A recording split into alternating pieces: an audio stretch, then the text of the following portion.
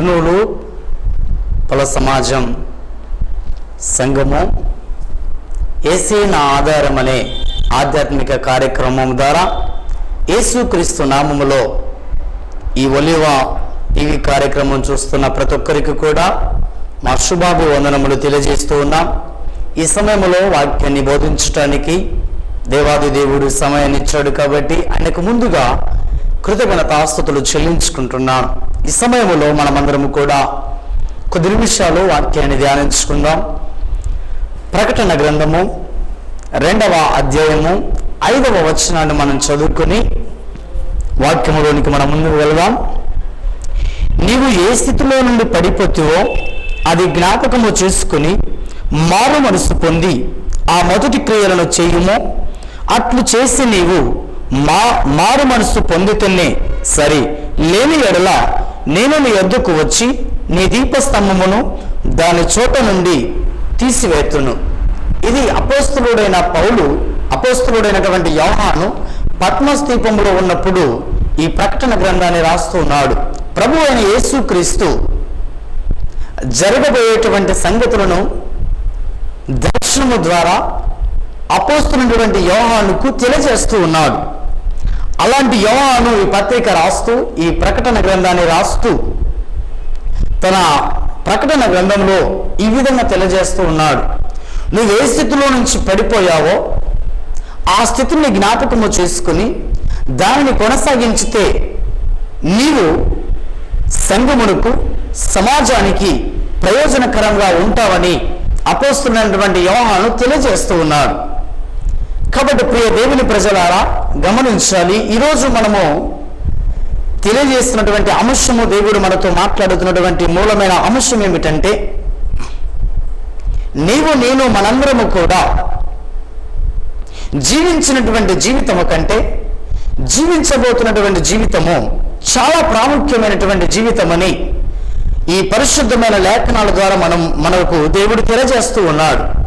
కాబట్టి ప్రియ దేవుని ప్రజలారా గమనించండి, మనము జీవించినటువంటి జీవితము అనేకులకు ప్రయోజనకరంగా ఉండొచ్చు, అనేకులకు ఆశీర్వాదకరంగా ఉండొచ్చు.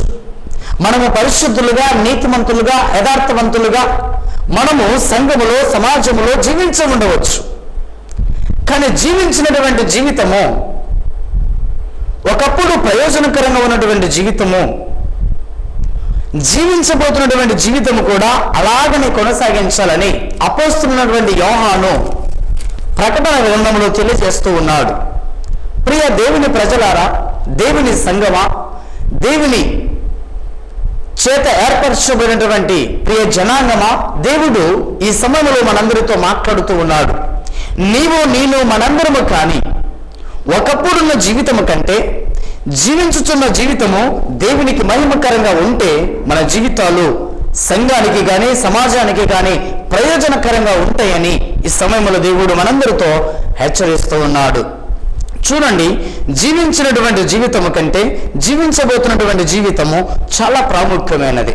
చాలా సంఘాలలో గమనించండి, చాలా మంది సేవకులతో ఈ విధంగా అంటుంటారు, మేమండి ఒకప్పుడు సేవకులను చాలా ప్రేమించేవారు, ఒకప్పుడు సంఘ ఆరాధనకు క్రమంగా వెళ్ళేవారు, ఒకప్పుడు మా కుటుంబంలో కూడిక పెట్టుకునే వాళ్ళము, ప్రతి ఉదయము సాయంత్రము కుటుంబము కలిసి చక్కగా పాటలు పాడుకొని ప్రార్థన చేసి వాక్యాన్ని ధ్యానించే వాళ్ళం. కానీ ఇప్పుడు దేవుడు ఆశీర్వదించబడిన తర్వాత కొంచెం బిజీ అయ్యామండి, అందుకే ప్రార్థనలు పెట్టుకోలేకపోతున్నాం, అందుకే వాక్యాన్ని చదువుకోలేకపోతున్నాం, అందుకే ఆదివారం కూడా సమయం లేక ఆరాధనకి వెళ్ళలేకపోతున్నామని చాలా మంది సంఘాలలో సేవకులతో చెప్తూ వస్తున్నటువంటి సంభవాలు మనం ఎన్నో చూస్తూ ఉన్నాం. ప్రియ దేవుని ప్రజలారా, దేవుని బిడ్డలారా గమనించండి, ఒకప్పుడు నీవు నీతిమంతునిగా జీవించుండవచ్చు, ఒకప్పుడు నీవు పరిశుద్ధుడిగా జీవించుండవచ్చు, ఒకప్పుడు నీవు పరిశుద్ధమైనటువంటి బైబిల్ను చేతపట్టుకుని మందిరానికి వెళ్ళిడవచ్చు. కానీ ఇప్పుడు జీవిస్తున్నటువంటి జీవితము దేవునికి మహిమకరంగా ఉందా లేదా అనేటువంటి కారణాలు నీ జీవితంలో ఉన్నాయా లేదా? ఒకప్పుడు జీవించినటువంటి జీవితాన్ని పక్కన పెట్టి ఇప్పుడు జీవిస్తున్నటువంటి జీవితము దేవునికి మహిమకరంగా జీవిస్తున్నావా లేదా అనేది ఒకసారి మనందరం కూడా ఒకసారి పరీక్షించుకుందాం. ప్రియ దేవుని ప్రజలారా, ఒకసారి చూడండి, బైబిల్ గ్రంథంలో భక్తులు చాలా మంది ఉన్నారు.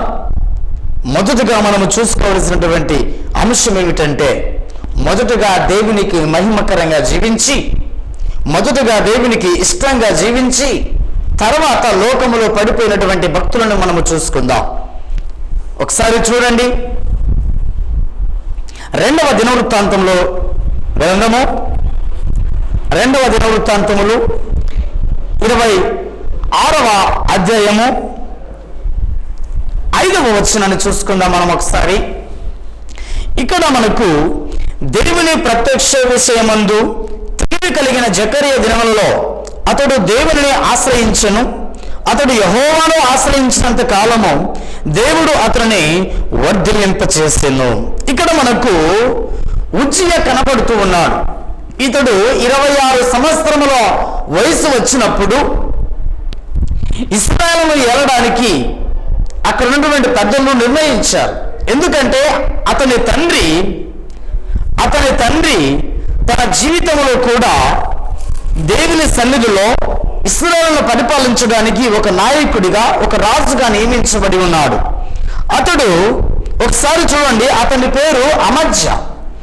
అదే దినవృత్తాంతముల గ్రంథము 2వ దినవృత్తాంతములు 25వ అధ్యాయము 27వ వచనం ఒకసారి చూడండి. అమజ్యా యెహోవాను అనుసరించుట మానివేసిన తర్వాత జనులు యెరూషలేములో అతని మీద కుట్ర చేయగా అతడు లాకీషునకు పారిపోయెను. అయితే వారు అతని వెనుక లాకీషునకు మనుషులను పంపి అతన్ని అక్కడ చంపి గుర్రముల మీద అతనిని శవము ఎక్కించి తీసుకుని వచ్చి యూదా పట్టణమందు అతనిని తల్లిదండ్రుల యొద్ద అతనిని పాతి పెట్టిరి. ఇక్కడ గమనించాలి, ఇక్కడ ఈ యొక్క ఉజ్జియా తండ్రి కూడా ఇశ్రాయేలును పరిపాలించేవాడు. ఇశ్రాయేలును పరిపాలించినటువంటి అమజ్యా యెహోవాను ఆశ్రయించాడు. ఆశ్రయించినంత కాలము అతని ఏ మనుషుడు కూడా ముట్టలేదు. ఎప్పుడైతే యెహోవాను విసర్జించాడో, యెహోవాను ఆశ్రయించలేదో, అప్పుడు అక్కడున్నటువంటి మనుషులు అతన్ని లాకీషునకు పారిపోయినప్పుడు అతనిని అక్కడ మనుషులు వెళ్ళి చంపివేశారు. అతడు చనిపోయిన తర్వాత ఉజ్జియాను రాజుగా ఎన్నుకున్నారు. అతని తండ్రి స్థానములో ఉజ్జియాను రాజుగా ఎన్నుకున్న తర్వాత అతడు చేసినటువంటి కార్యము ఏమిటంటే, ఇప్పుడు మనము ఒకసారి చదివి 5వ వచనం మళ్ళీ ఒకసారి చదువుకుందాం. దేవుని ప్రత్యక్ష విషయమందు తెలివి కలిగిన జకరియా దినములో అతడు దేవుని ఆశ్రయించెను. అతడు యెహోవాను ఆశ్రయించినంత కాలము దేవుడు అతన్ని వర్ధిల్లింపచేసెను. హల్లెలూయా. ఇక్కడ గమనించాలి, ఉజ్జియా దేవుని ఆశ్రయించాడు. ఉజ్జియా దేవుని హత్తుకున్నాడు. ఉజ్జియా దేవునితో నడిచాడు. దేవుని ఆజ్ఞలు పాటిస్తూ, దేవుని అడుగు జాడలో నడుస్తూ, దేవునికి ఇష్టకరమైనటువంటి క్రియలు కొనసాగించాడు ఉజ్జియా. ఇతని జీవితంలో బహుగా ఆశీర్వదించాడు, అభివృద్ధి పరిచాడు, వర్ధిల్లింప చేశాడు. ఎప్పుడైతే దేవుడు ఆశీర్వదించాడో ఉజ్జియా ఎదుగుతూనే ఉన్నాడు. అతని జీవితంలో అతని చుట్టూ ఉన్నటువంటి ఐశ్వర్యమును, అందమును, ధనమును, సంపదను, సిరిని అంతటి చూడగానే అతని జీవితంలో గర్వము పుట్టుకొని వచ్చినది. అందుకే జ్ఞాని అయిన సొలొమోను సామెతలు రాసినటువంటి సామెతలలో ఒక మాట అంటాడు. ఏమంటాడంటే, నాశనమునకు ముందు గర్వము నడుస్తూ ఉన్నది. అదే ఉజ్జియా జీవితంలో జరిగి ఉన్నది. అతడు ఎప్పుడైతే ఆశీర్వదించబడడం దేవుడు అతని జీవితంలో మొదలుపెట్టాడో, ఆశీర్వాదాలను చూసి, సిరి సంపదలను చూసి అతని జీవితంలో గర్వము పుట్టుకొని వచ్చింది. చూడండి ఒకసారి, అదే దినవృత్తాంతములు గ్రంథము 26వ అధ్యాయము 16వ వచనం. అయితే అతడు స్థిరపడిన తర్వాత అతడు మనస్సున గర్వించి చెడిపోయాడు. ఎంత దారుణమైన పరిస్థితికి చూడండి. ఈరోజు సంఘాలలో కూడా దేవుడు ఆశీర్వదించి అభివృద్ధి పరిచి వర్ధిల్ల చేస్తే ఇది నా వలన కలిగింది, నేను పని చేస్తే నేను కష్టపడితే నా వలన కలిగిందని గర్వపడుతూ ఉన్నారు చాలా మంది. సంఘాలలో విశ్వాసులైన వారు, సంఘ పెద్దలైన వారు, సంఘ పరిచారకులైన వారు గర్వించి సంఘానికి, సమాజానికి, దేవునికి దూరమై బ్రతుకుతూ ఉన్నారు. ప్రియ దేవుని ప్రజలారా గమనించండి, దేవుడు చేసిన మేలులను దేనిని మరవక ఆయన సన్నిధిలో కృతజ్ఞతాస్తుతులు చెల్లించుడి అని దేవుని వాక్యం సెలవిస్తూ ఉన్నది. కాబట్టి ప్రియమైన దేవుని ప్రజలారా, ఉజ్జియా ఎప్పుడైతే దేవుని ఆశ్రయించాడో, దేవుని హత్తుకుని జీవించాడో అప్పుడు దేవుడు అభివృద్ధి పరిచి వర్ధులు చేశాడు. కానీ ఉజ్జియా జీవితంలో గర్వం వచ్చింది. తన జీవితంలో గర్వము రాగానే అతడు దేవుని మందిరానికి వెళ్ళి దేవుని యొక్క సన్నిధిలో ధూపం వేయటానికి ధూపార్తిని పట్టుకొని వెళ్ళిపోయాడు. సేవకుడు కాదని, సేవకుడు చేయవలసిన పనిని ఉజ్జియా, రాజు అయిన ఉజ్జియా చేయడానికి ముందుకు వెళ్ళాడు. వెంటనే అతని జీవితంలో కుష్ఠి రోగము కలిగి ఉన్నది. దేవుని ప్రజలారా, చాలా మంది సంఘాలలో కూడా సేవకుని లెక్క లేకుండా మాట్లాడుతూ ఉంటారు, లెక్క లేకుండా ఇష్టానుసారంగా దేవుని మందిరములో గలిబిలి చేస్తూ ఉంటారు. ఉజ్జియాకు పట్టినటువంటి జీవితము నీకు పట్టక ముందే మన జీవితాలు మార్చుకొని ప్రభు సన్నిధిలో ప్రభుకు మహిమకరంగా జీవించాలని ప్రభు ఈ సమయంలో హెచ్చరిస్తూ ఉన్నాడు. ప్రియ దేవుని ప్రజలారా, దేవుని బిడ్డలారా, దేవుడు మనందరినీ హెచ్చరిస్తూ ఉన్నాడు. ఈ సమయంలో నీవు జీవించిన జీవితము కంటే జీవించబోతున్న జీవితము చాలా ప్రాముఖ్యమైనది. ఒకసారి మనము పరీక్షించుకుందాం. ఉజ్జియా జీవితంలో ఏం కలిగిందో చూడండి ఒకసారి. 21వ వచనం, రాజైన ఉజ్జియా తన మరణ దినము వరకు కుష్ఠరోగి అయి ఉండెను. కుష్ఠరోగి యెహోవా మందిరములోనికి పోకుండా ప్రత్యేకింపబడిన గనక అతడు ప్రత్యేకముగా ఒక ఇంటిలో నివసించుచుండెను.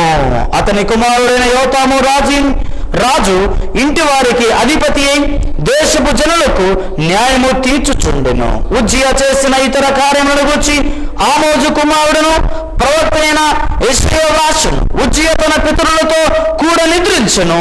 అతడు కుష్ఠరోగి అయి రాజుల సంబంధమైన శ్మశాన భూమిలో అతని పితరుల దగ్గర అతని పాతి పెట్టిరి. ఇక్కడ గమనించండి ప్రియమైన దేవుని బిడ్డలారా, అతని జీవిత కాలం అంతా కూడా కుష్ఠరోగి అయి ఒక ఇంటిలో నివాసము చేస్తూ ఉన్నాడు. ప్రజల దగ్గరికి వెళ్ళేవాడు కాదు, ప్రజల దగ్గరికి వెళ్ళినా వెలివేసేవాడు. కుష్ఠరోగం మాకు కూడా వస్తుందని. అలాంటి కుష్ఠరోగము కలిగిన పాపము మన జీవితంలో రాకముందే సంఘములో, సమాజములో దేవునికి మహిమకరంగా, సంఘానికి దీవెనకరంగా, నీ కుటుంబానికి ఆశీర్వాదకరంగా జీవించవలసిందిగా ప్రభు ఈ సమయంలో హెచ్చరిస్తున్నాడు. ఒకప్పుడు నీతిమంతుడివే, ఒకప్పుడు యథార్థవంతుడివే, ఒకప్పుడు దేవుని సన్నిధికి వచ్చి దేవుని సహవాసంలో పాలుపంపులు పొందిన వాడవే. ఈ సమయంలో నీవు, నేను, మనందరము కూడా ప్రభువుకు మహిమకరంగా జీవించాలని ప్రభు హెచ్చరిస్తున్నాడు. కాబట్టి ప్రియమైన దేవుని ప్రజలారా, ఉజ్జియా గర్వంతో, అహంకారంతో జీవించాడు. సంఘములో నువ్వు సంఘ పెద్దగా ఉండొచ్చు, సంఘములో నువ్వు సభ్యుడిగా ఉండొచ్చు, నీకు ధనం ఉండొచ్చు, ఆస్తి ఉండొచ్చు, అంతస్తులు ఉండొచ్చు, కానీ గర్వం అనేది నీ జీవితంలో నాశనానికి నడిపిస్తుంది. అలాంటి గర్వము ఈ సమయంలో తొలగించుకొని జీవించిన జీవితం కంటే జీవించబోతున్న జీవితము చాలా ప్రాముఖ్యమైనదని తెలుసుకుని జీవితాన్ని ప్రభు అడుగుజాడలో నడిపించవలసిందిగా ప్రభు ఈ సమయంలో హెచ్చరిస్తున్నాడు. మరొక భక్తుని గురించి మనం చూసి ముందుకు వెళ్దాం. అపోస్తుల కార్యములు ఒకసారి చూడండి, 5వ అధ్యాయము. క్లుప్తంగా మనం వెళ్దాం. 5వ అధ్యాయము 1వ వచనం నుంచి, అననీయ అనే ఒక మనుషుడు తన భార్య అయిన సఫీరతో ఏకమై పొలం అమ్మెను. భార్య ఎరకనే. వాడు దాని వెలలో కొంత దాచుకుని కొంత ఇచ్చి అపోస్తుల పాదముల వద్ద పెట్టెను. అప్పుడు పేతురు, అననీయ, నీ భూమి వెలలో కొంత దాచుకుని పరిశుద్ధాత్మను మోసపుచ్చుటకు సాతాను ఎందుకు నీ హృదయములో ప్రేరేపించను. ఇక్కడ చూడండి, జీవించినటువంటి జీవితం ఎలా ఉందంటే, అదే అపోస్తుల కార్యములు 2వ అధ్యాయంలో మనం చూసినట్లయితే 42వ వచనంలో, వీరు అపోస్తుల బోధ ఎందును, సహవాసమందును, రొట్టె విరుచుట ఎందును, ప్రార్థన చేయట ఎందును ఎడతెగక ఉండిరి. ఈ అననీయ సఫీరు కూడా అపోస్తుల బోధ ఎందును, సహవాసమందును, రొట్టె విరుచుట ఎందును, ప్రార్థన ఎందును ఎడతెగక సహవాసము కలిగి జీవించారు. జాగ్రత్త గమనించాలి. జీవించినటువంటి జీవితము కంటే జీవించబోతున్న జీవితము చాలా ప్రాముఖ్యమైనది. ఒకప్పుడు వీళ్ళు అపోస్తుల సహవాసములో పాలుపంపులో పొందినవారు.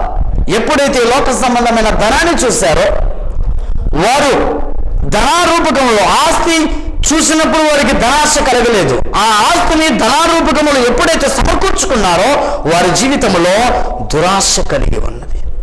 క్రైస్తవులు అనబడుతున్న వారు, దేవుని బిడ్డలు అనబడుతున్న వారు, దేవుని చేత అభిషేకించబడిన వారు ఈ గర్వమునకు, అహంకారమునకును ధనాపేక్ష పరులై లోకములో పడిపోతూ ఉన్నారు. ఇకనైనా నీ జీవితాన్ని, మన జీవితాలను మార్చుకొని ప్రభుకు మహిమకరంగా జీవించవలసిందిగా ప్రభువు హెచ్చరిస్తూ ఉన్నాడు. ఒకప్పుడు సహవాసములో ఉన్నాం, ఒకప్పుడు సేవకులను ప్రేమించేవారు, ఒకప్పుడు సేవకులను ఇంటికి పిలిపించుకొని భోజనాలు ఏర్పాటు చేసి సంతోషముతో సమాధానముతో ప్రార్థనలు ఏర్పాటు చేసుకునేవారు. ఇప్పుడు సేవకులను ద్వేషించేటువంటి రీతిగా లోకంలో కొనసాగిస్తూ ఉన్నారు. ప్రార్థన అంటే అసూయపరులు, ప్రార్థన అంటే ఇష్టము లేక, మందిరం అంటే అసూయ కలిగి, మందిరం అంటే విసుకొచ్చి బోరు కొట్టి మందిరానికి రాకుండా చాలా మంది మానివేస్తూ ఉన్నారు.